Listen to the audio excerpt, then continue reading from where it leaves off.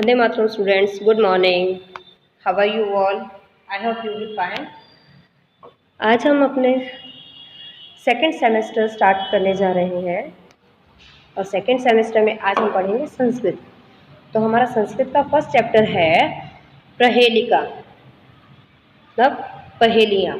आपने वैसे तो हिंदी में, इंग्लिश में पहेलियाँ बुझाई होंगी और उनके जवाब भी बहुत जल्दी से इजीली दे दिए होंगे। तो वैसे ही हमें आज पहेलियाँ पढ़नी है संस्कृत में। तो उसको पढ़ने से पहले मैं आपको बताना चाहूँगी ग्लोसरी के बारे में। ग्लोसरी क्या होती है? ग्लोसरी मतलब वर्ड मीनिंग, शब्दार्थ, जो कि हमारे को संस्कृत में शब्द दिए गए हैं उनके हमें इजीली पता चल सके कि ये इनका सही मीनिंग क्या है, तो वो इसमें दिया गया है। तो पहला है हमारा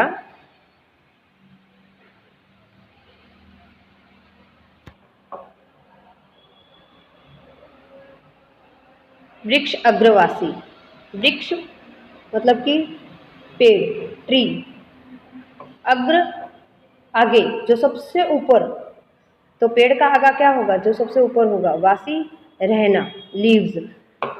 one who lives on the top of the tree. वृक्ष अग्रवासी का मतलब होगा one who lives on the top of the tree, जो पेड़ के एकदम ऊपर रहता है।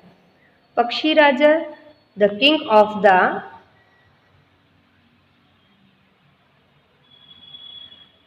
Of the birds and eagle. Next है हमारा शूलपाणी। शूलपाणी, शूल बोले तो त्रिशूल, शूल जिसके, पाणी हाथ में है। तो one having a Trident in the hand, जिसके हाथ में त्रिशूल है, तो वो किसके हाथ में है? शंकर भगवान। नेक्स्ट है हमारा त्वग वस्त्रधारी। वन हैविंग क्लॉथ्स, त्वग वस्त्रधारी, जिसने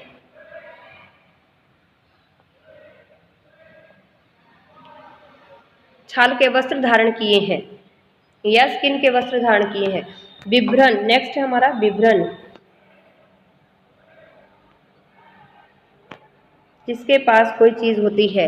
नेक्स्ट देह विवर्जिता, विदाउट बॉडी, जिसकी शरीर नहीं है। नेक्स्ट जात मात्रा, इमीडिएटली आफ्टर बर्थ, आप मतलब कि कोई चीज पैदा होती है उसके जस्ट बाद में होने वाली काम को जात मात्रा बोलते हैं। नेक्स्ट है मार्जारी कैट। नेक्स्ट मार्जारी कैट। नेक्स्ट टंग जीवा, टंग।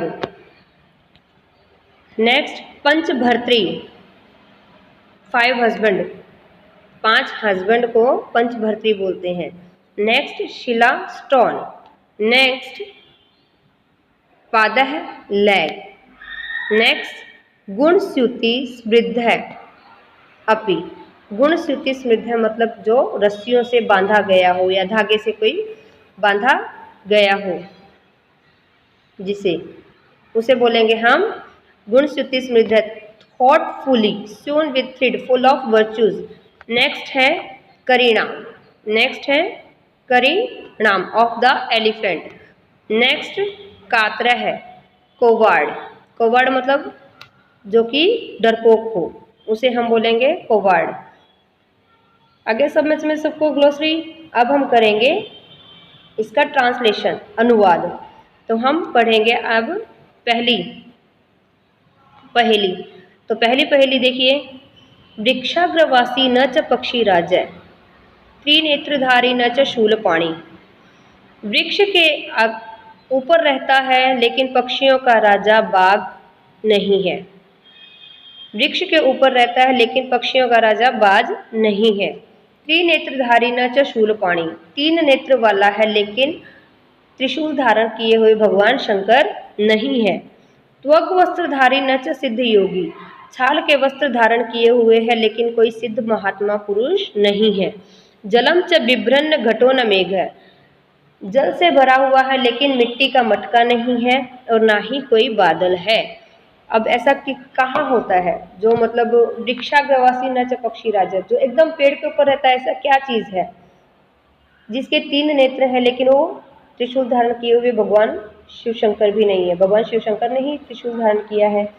छाल के जिसके ऊपर का हिस्सा है, जिसने वस्त्र पहने हैं लेकिन कोई सिद्ध महात्मा भी नहीं है। पानी से भरा हुआ है लेकिन मिट्टी का मटका या बादल भी नहीं है। तो ऐसा कौन होता है? नारियल। नारियल जिसे हम संस्कृत में बोलेंगे नारिकेल। कभी भी आपने देखा हो नारियल कहाँ पे होता है? झाड़ के जब सबसे ऊपर वाले हिस्से पे, उसके बाद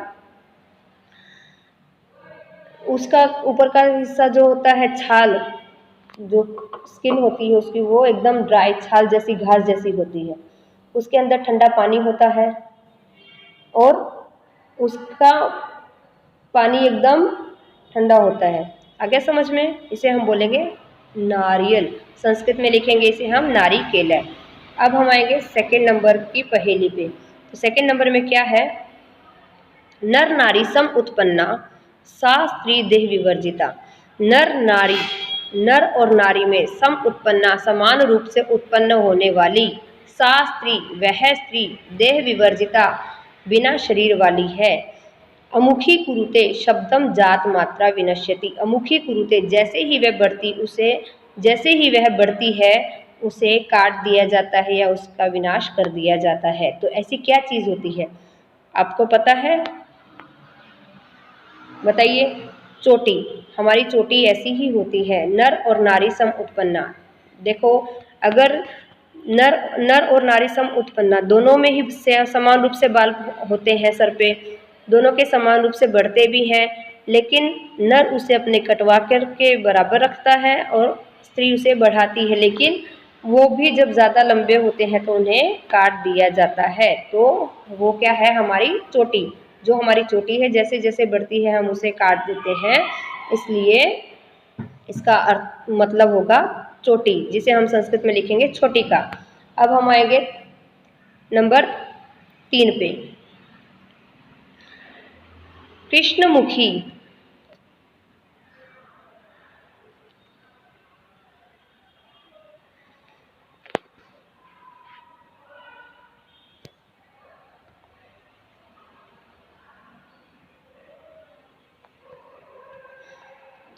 कृष्णमुखी न मार्जारी, द्विजीवा न च सर्पिणी। काले मुख वाली है लेकिन बिल्ली नहीं है। द्विजीवा, काले मुख वाली है लेकिन बिल्ली नहीं है। द्विजीवा न च सर्पिणी, 2 जीव वाली है लेकिन मादा सांप नहीं है। या फिर उसे हम ये भी कह सकते हैं कि वो सर्पिणी नहीं है। पंचभर्त्री न च पांचाली, 5 पति वाली है लेकिन पांचाली नहीं है। आपको पता है पांचाली कौन थी? महाभारत देखी थी, उसमें कौन थी 5 वाली? पांडवों की पत्नी। उनके पांडव 5 थे और पांचों की एक पत्नी थी द्रौपदी, जिसे पांचाली कहा जाता था। यो जानाति स पंडित है, जो ये जानता है वह पंडित है। तो कृष्णमुखी न मार्जारी, काले मुख वाली है लेकिन बिल्ली नहीं है। द्विजीवा, 2 जीव वाली है लेकिन सांपिनी नहीं है। 5 पतियों वाली लेकिन द्रौपदी या पांचाली नहीं है। तो ऐसी कौन है? तो ऐसी है हमारी पेंसिल, जिसे हम संस्कृत में लिखेंगे लेखनी। पेंसिल। पेंसिल को देखा आपने कभी भी? उसे आप दोनों छोर से काट करके, छील करके यूज कर सकते हो, उसे दोनों तरफ से लिख सकते हो। और उसके 5 मतलब वो होते हैं, घुमाते हो तब वो 5 उसके सिरे होते हैं। हो गया। अब हमारा है नेक्स्ट,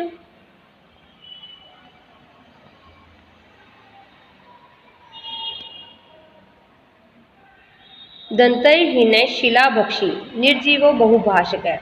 दांतों से विहीन है लेकिन पत्थर खा सकता है। शिलाभक्षी पत्थर भक्षी खाना। निर्जीवो बिना प्राणों का है, निर्जीव है, बहुभाषक है लेकिन फिर भी दूर दूर तक जा सकता है। गुणस्युति समृद्धो अपि, रस्सियों से या धागों से बंधा हुआ है फिर भी पर पादेन गच्छति, दूसरे पाँव को वो दूर तक ले जा सकता है। ऐसा क्या है जो दांतों के बिना है फिर भी पत्थर खा सकता है, निर्जीव है लेकिन दूर तक जा सकता है? निर्जीव बोले तो बिना, जिसके अंदर कोई मूवमेंट नहीं होती, रस्सियों से बंधा है लेकिन फिर भी दूसरे पैरों में जा करके वो दूर तक जा सकता है। तो ऐसे क्या है? ऐसे हमारे होते हैं शूज़। शूज़ में कभी भी आपने देखा शूज़, चप्पल जो कि इनमें चप्पल में भी ऊपर स्टेप्स होते हैं, शूज़ में लेसेस होती हैं जिन्हें हम बांधते हैं तो ही हम उन्हें पहन पाते हैं और दूर तक जा सकते हैं। तो इसे हम बोलेंगे, इसका अर्थ होगा पादरक्षः है। संस्कृत में लिखेंगे इसे पादरक्षः। कस्तूरी जायते कस्मात् को हंति करीणाम कुलम। नेक्स्ट ये हमारा है कस्तूरी जायते कस्मात् को हंति करीणाम कुलम। तो कस्तूरी किससे पैदा होती है? कस्तूरी एक खुशबू होती है। कहाँ से पैदा होती है, कहाँ से मिलती है वो हमें? को हंति करीणाम कुलम, और हाथियों के झुंड को कौन खत्म कर सकता है या कौन तोड़ सकता है? किम कुर्यात कातरो युद्धे, और कौन है जो युद्ध में से डरपोक की तरह भाग जाता है? मृगात सिंह पलायनम। तो कौन है जो किम कुर्यात कातरो, कौन है जो डरपोक की भांति युद्ध में से पलायन कर जाता है या भाग जाता है? मृगात हिरण या फिर सिंह शेर। तो अब आपको पता है शेर तो भागेगा नहीं, वो तो सामना करेगा, लेकिन मृग एक ऐसा जानवर है जो सामना नहीं करता अपने सामने वाले का और वो डर की वजह से भाग जाता है। तो इसका मतलब और कस्तूरी भी हमें किससे मिलती है? मृग से। और हाथियों के झुंड में भी अगर हाथियों का झुंड खड़ा है और वहाँ पर हिरण दौड़कर जाता है तो सभी हाथी इधर उधर चले जाते हैं और वो झुंड खत्म हो जाता है। तो इसका मतलब होगा मृगात। संस्कृत में हम लिखेंगे मृगात। ओके, आ गया सबको समझ में? Okay, Vande Mataram students.